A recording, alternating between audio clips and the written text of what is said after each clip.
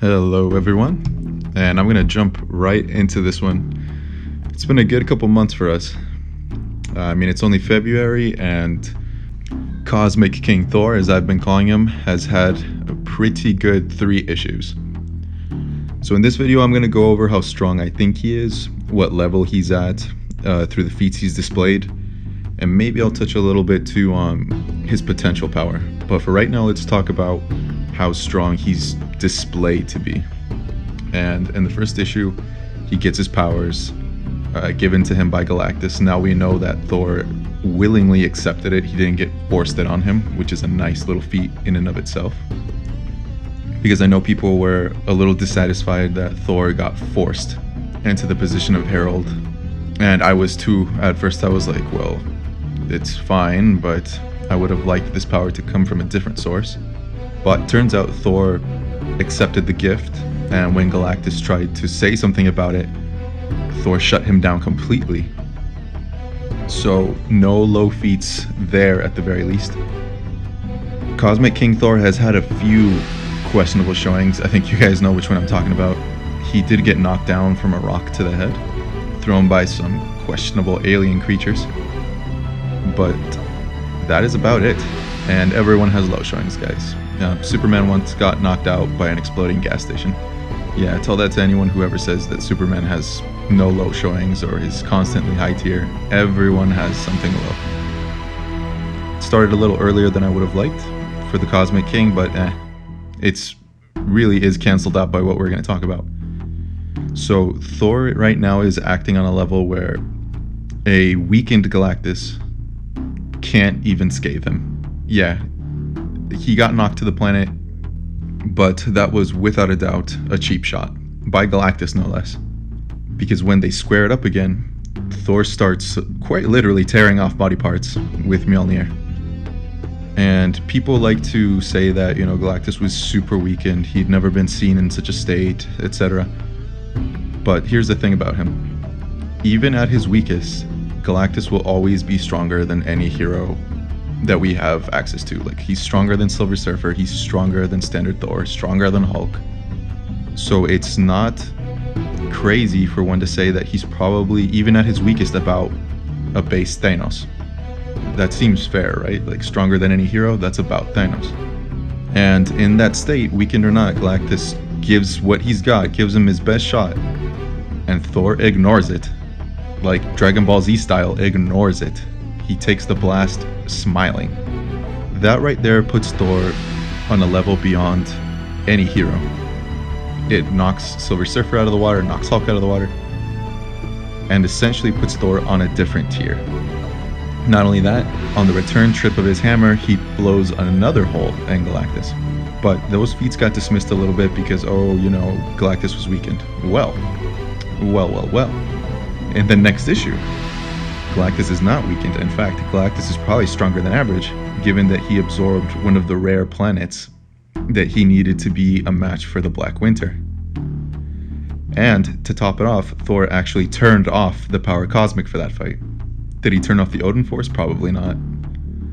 Maybe he did, but I didn't see any evidence of it. What we do know is that he was 100% without the power cosmic in that moment. And Galactus hit him with a cheap shot, barely knocked Thor back. Thor turns around, reverses the blast. Super high-end feat for him because Galactus is stronger than average. An average, and by average I mean fed Galactus, is stronger than Odin. We saw when Odin threw down with Galactus back in the Mighty Thor around 2012, 2013, that recently fed Galactus was stronger than what Odin could do, and really wasn't all that challenging for Galactus to put him down. Odin put up a noble fight, but I don't think anyone thought that if the fight had continued, Odin wouldn't have been able to win. So right off the bat, we can see that Thor is operating absurdly high, super high-end levels, even without the power cosmic. Now, when you stack that power cosmic on him, he casually pimp-slapped one of the strongest high-tier creatures in Marvel Comics, that is Beta Ray Bill. Beta Ray Bill is as strong as Thor and has an equivalent hammer.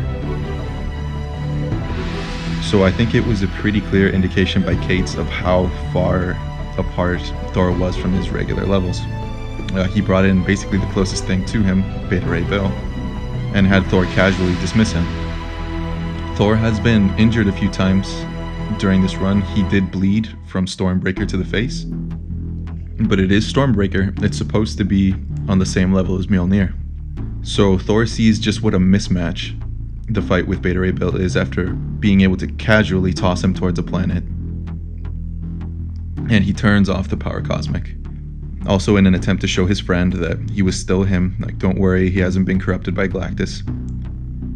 And the ensuing fight, which was actually a pretty good showing for Bill, with a resistance that he was able to put up to Thor, shows that Thor could have casually ended that fight at any moment when he broke Stormbreaker. So Thor, even without the power cosmic, is already stronger than any hero because he does seem to have the Odin Force. But unfortunately, we haven't really seen him use it too much. It's very hard to say at what level he's at right now with the Odin Force. We've seen Thor and multiple different incarnations use it in the past, and the one that this is most resembling to me is when Thor came back after Ragnarok.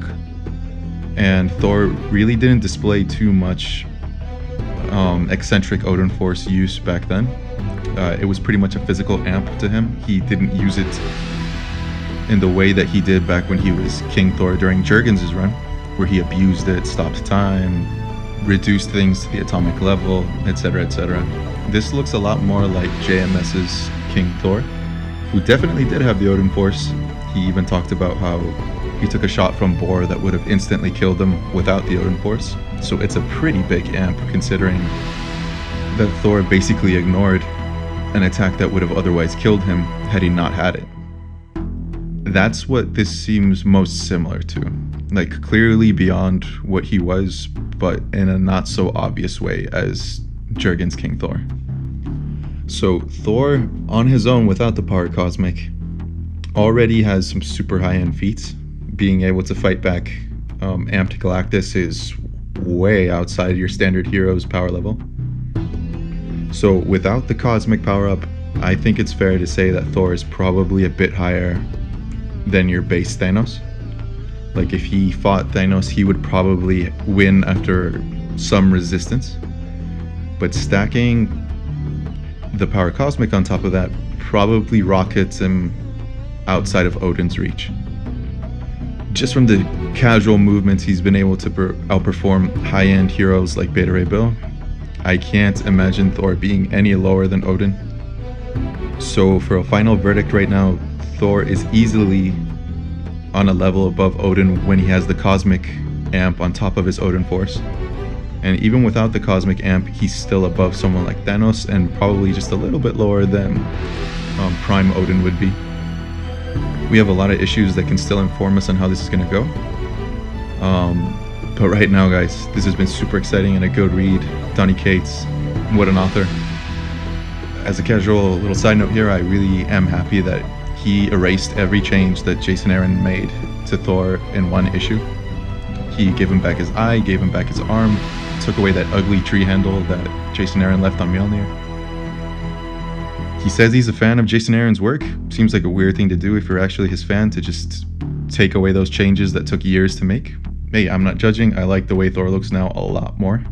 Oh, and grew back his hair. Thank you, it was about time. So there you have it, you guys. Even at his weakest, he's stronger than Thanos. At his highest, he's stronger than Prime Odin. This is a good place to be for Thor fans right now.